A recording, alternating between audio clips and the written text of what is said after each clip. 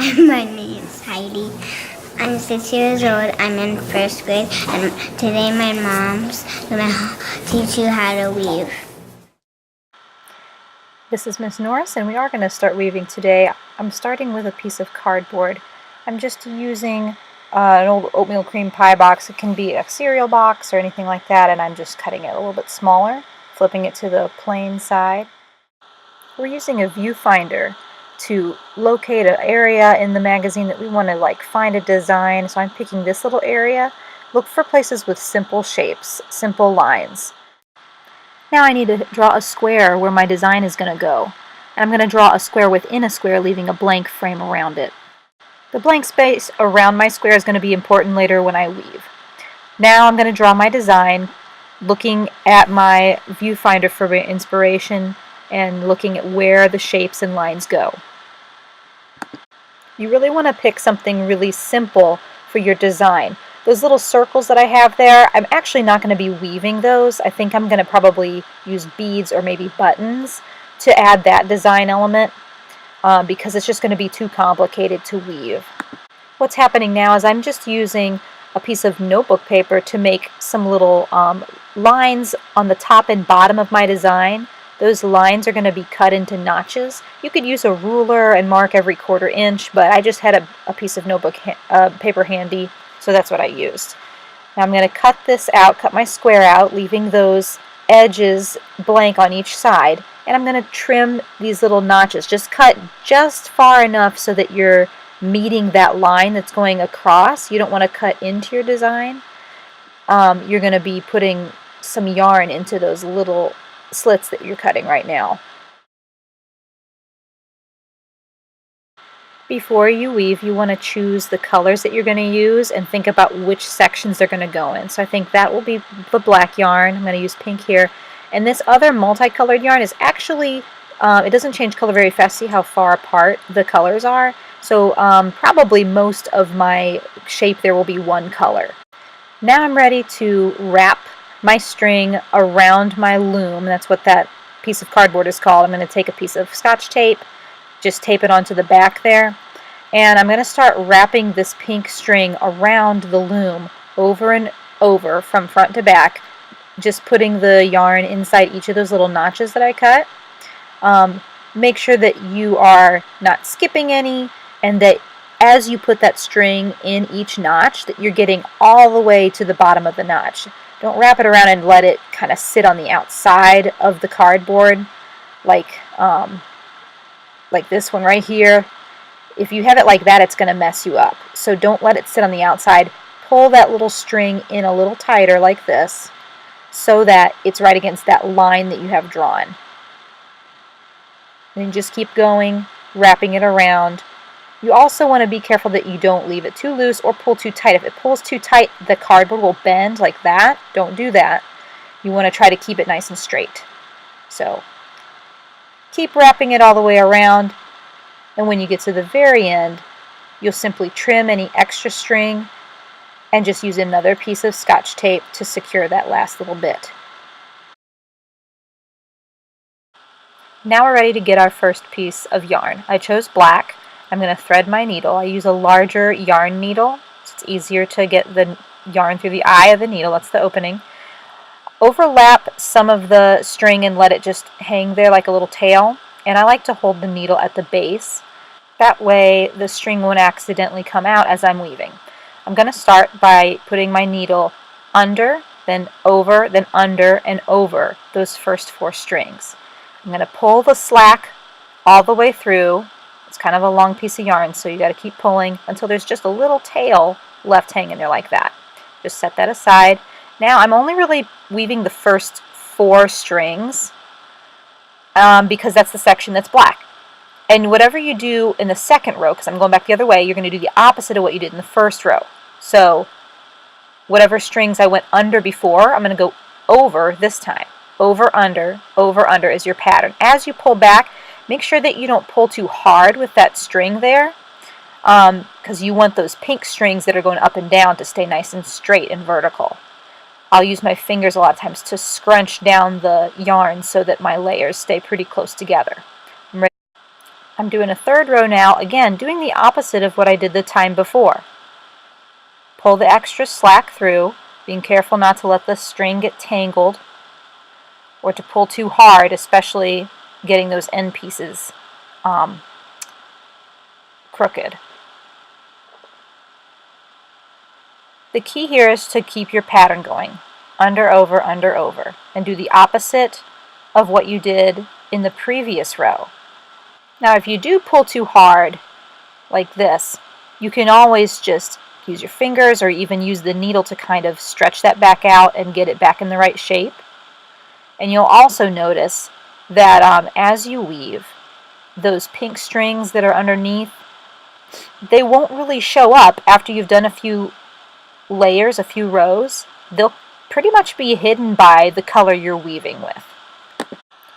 Now what you'll notice me doing right now is I'm using my thumb actually to help me. I'm actually weaving 2 rows at once because I went one direction and then the other, but I don't want that string to get all tangled up and pull too tight against the pink strings there. So all I'm doing is using my thumb to sort of space the string out the right way. I'm going to go a little faster here, but you'll be able to see I'm really doing just the same exact steps. This is why it kind of makes sense as you're choosing your design to choose straight lines, because they're easier to weave. Like right now, the black section that I'm weaving is just those 4 strings all the way up the side of my design. Now you might wonder, what happens when I run out of string? Well, I'm about to do that right here. I'm kind of slowing down. The string is getting short.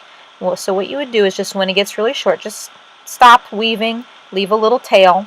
And what you can do is you can basically just keep going. Pull another string, get another length, put it back on the needle, and leave that little tail hanging there, that little bit of black yarn that we had, and just start where you left off. Over, under, pull the string through, and leave a second little tail so you just have a little bit of extra. Sometimes kids like to tie those together. You can do that, but then the knot shows up. And I'm going to show you how to actually tuck those little strings in at the end where you won't even see them. Now we're getting to where there's only a little bit left of this black section, so I'm just going to keep weaving. And as you get closer to the top, you'll notice it gets a little tougher to get through that little space. It's getting kind of cramped, so just do the best you can and get as many rows as you can. And here it just so happened that I ran out of room right when I ran out of string, so I didn't have to trim it. But what I'm doing right here is I'm going to put the needle down through some of the stuff I already wove and just pull that string through. What that does is it tucks in the string and then you can trim it off. I'm going to do the same thing with these 2 little strings that I left there earlier. Take one of them, put your needle down through the weaving that you did, just go through a few rows, and then take that string and thread it through the eye of the needle. I like to leave that string a little bit loose so there's kind of a loop there, you can see, and then just gently pull that through. And once that's pulled through, you can just trim it off with a pair of scissors. Be careful not to accidentally make a little cut in the weaving that you did. Only cut that little loose bit of yarn there. Doing the same thing with this one, pulling the extra through, and that'll give you a nice clean edge, and all those little bits of yarn that were just kind of hanging around will be trimmed away and tucked in nice and neat. Last of all, I'm going to tuck in this last little bit. That's where we started, and that can be tucked in quite easily, and then you'll have the black section all done. We're going to use this technique a lot during this project, so kind of get used to it. It takes a few extra minutes, but it really makes your weaving look nice and clean. Trim that off, and we're ready for the next step.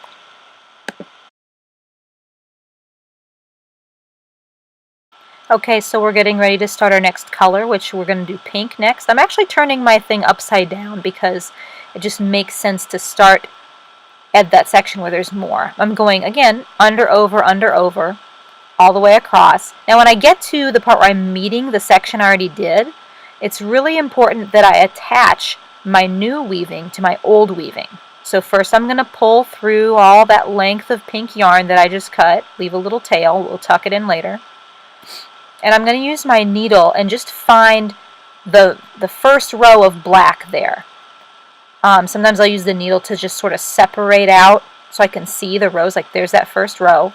And I'm going to loop my needle through that first row. There's just a little place where you can kind of loop it inside of there. Once you've done that, go ahead and pull the needle through. This is going to attach your two sections of weaving together, so you're not going to have any gaps and you're not going to have any problems. As you go back the other way, make sure you're doing the opposite of what you did before. If you look at my needle, you can tell my needle is going under the strings that I previously went over, and vice versa. Pull through all your slack, and as you can see, as it gets tighter, that is linked together nice and snug, and you can just scrunch those layers down. Since we have a curved line that we're going to be doing here, like that line right there is curved, we've got to pay attention to when it gets a little bit shorter. And because we're doing these rows, it's actually going to be more zigzaggy. It's going to be like little stair steps rather than a really, really super smooth line. So I'm going to do a couple rows where I'm doing almost all of the pink strings, and then I'm going to start eliminating rows and making the area where I'm weaving a little bit more narrow. All right, back over here again, I'm going to take the next black row and just loop my needle up under there so that it's really connected well. You want to pay attention to what row you're on. Like if you had, 17 rows of black, you want to make sure you don't skip any rows, that you just find the very next level, link your new string to that, and keep going. Remember to keep weaving over under, doing the opposite each time.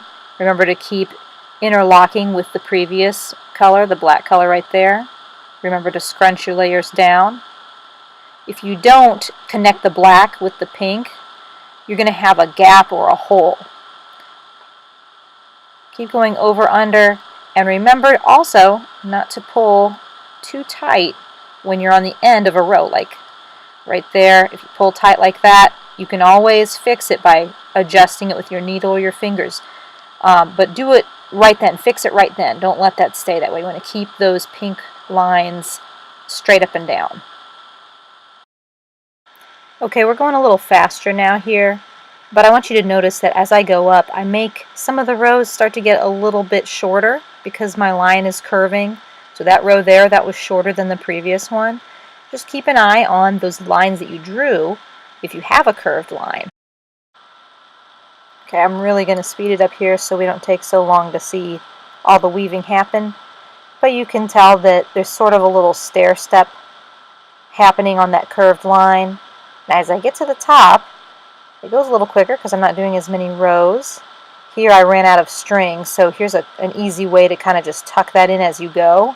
Instead of leaving a little tail hanging, I went ahead and tucked in the needle with that little bit of string left and pulled it through, straightening it out and trimming the leftover.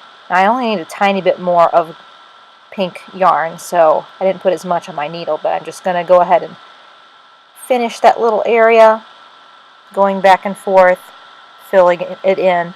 And it gets to a point where I'm basically just going around one or two pink strings and then linking it to that black section again. So just as you're working, just sort of pay attention to where you're at. Here I'm just going around one pink string and then back over to link it to the black part. So pay attention to what you're doing and just make your design work. Do the best you can with it.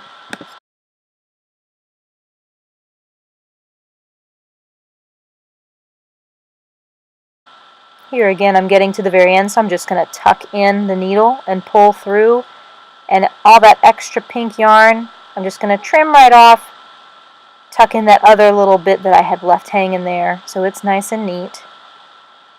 You can do that at the very end or as you go. I went ahead and did it as I went so I wouldn't have a lot of little bits of yarn hanging around. There's the one at the bottom where I got started at, so that one's all taken care of now. Now I'm ready to do my last color. Okay, I'm getting started with my blue color, and I'm going to actually start it by linking it through my pink row that I had done previously. And I'm just weaving it with this one lonely pink string on the end there, so it's like my first thing was over and so I went under. It's kind of hard to tell, but I'm basically just looping around it. Now I'm going to find my next pink row, loop my needle through there. There it is. There's really only 3 pink rows on that second pink string. Be careful not to get stuck on the corner. Okay, so there's over. Now I'm going to go under. See how that works? It can be really confusing when you only have that one string on the end that you're weaving around. So just try to make it work.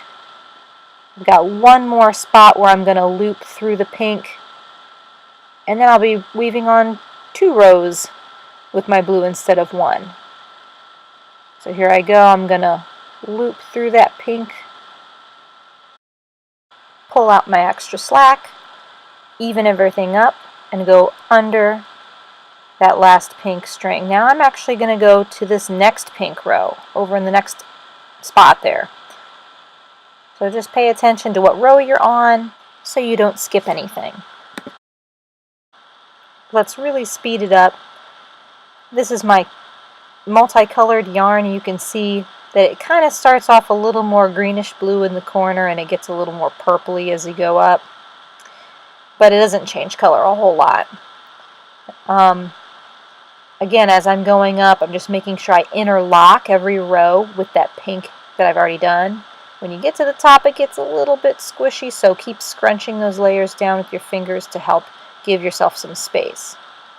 Here at the top, I'm almost done. When I get to the end, I'm ready to thread my needle through there and tuck in that extra little bit of string and trim it, just like I've been doing. Now I'm ready to cut this off the loom. So I flip it over, untape those 2 end pieces, and then simply take your scissors and cut down the middle. You want to make sure you're cutting in the middle and not close to the edge so that you have room to tie those. So we're going to be undoing those, just sort of gently undo those strings from the notches where you can peel off of there.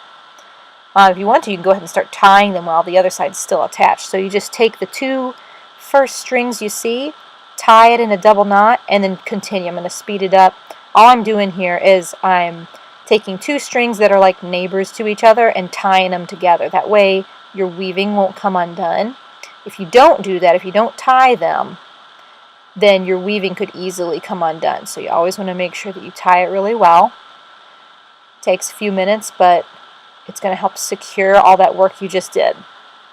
Once you've done that, if you don't want all those little edge pieces looking like that, looking kind of hairy, you can do what we've already done a few times already and tuck in those little things. Just thread your needle through a few layers of your weaving.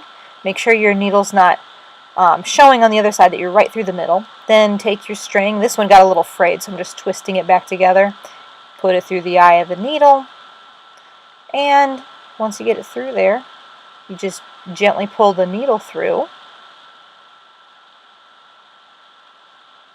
And you can just tuck that string right in. Sometimes it takes a little bit of work. You got to wiggle the needle a little bit just to get it to work. And you can trim off that extra when you're all done.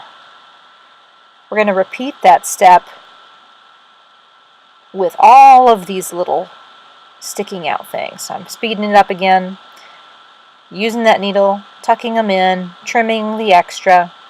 And once you've done that, it looks really nice and clean. As you can see, it's starting to look a little more streamlined there on the end the more I've got it done. I'm going to do the other side as well. If you tuck them in right, you won't even see those strings, except for maybe a tiny bit on the very end where the knot is showing.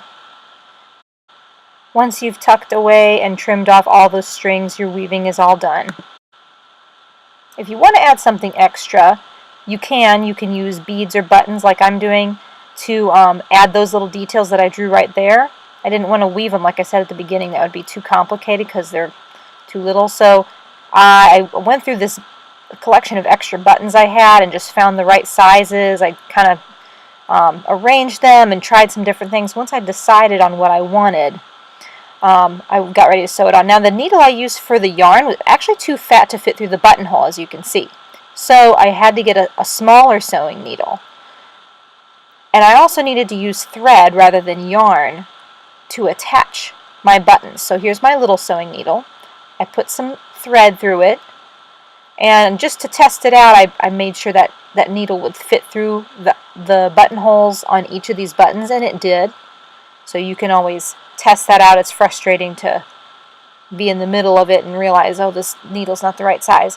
When you're using this kind of thread, usually what I do is I will double up the thread. So I'll put the thread through, and instead of leaving a little tail of extra, I just made both sides of the thread the same length, and then at the end there, tie a knot.